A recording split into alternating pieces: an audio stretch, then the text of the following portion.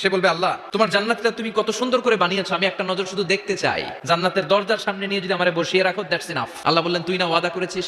সে বলবে আল্লাহ আমারে হতভাগা বানাইয়া তোমার কি লাভ? সুবহানাল্লাহ পড়ে। আমারে তুমি হতভাগা বানিও না। আল্লাহ বলে ঠিক আছে, আবার সিগনেচার কর যে জান্নাতের দরজার সামনে বসিয়ে দিলে আর কিছু চাবি না। সে সিগনেচার করে বলে আমি চাবো না। আল্লাহ বললেন জিব্রাইল বেচারারে ধরে জান্নাতের গেটের সামনে বসায় দে। এবার জান্নাতের গেটের সামনে বসে বসে জান্নাতের সৌন্দর্য দেখা শুরু করবে। সুবহানাল্লাহ।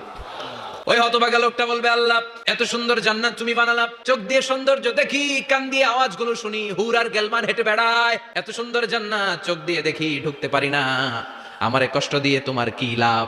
ও আল্লাহ আমারে তুমি মাফ করে দাও, জান্নাতের চিপার মধ্যে এক কর্নারে তুমি একটু আমারে জায়গা করে দাও। আল্লাহ বলবেন ওয়াই হাক ইবনা আদম, তোর ধ্বংস হোক হে আদম জাত, মা আগদারাকা, তোর চেয়ে বড় গাদ্দার আমি আমার সৃষ্টিকুলে কাউরে দেখি নাই, কারণ তুই আমার সাথে চুক্তি করিস আর চুক্তি ভঙ্গ করিস। আল্লাহর রহমতের দরিয়ায় তখন জোশ খেলে যাবে, ওর আকুতি মিনতি চাহনি আল্লাহর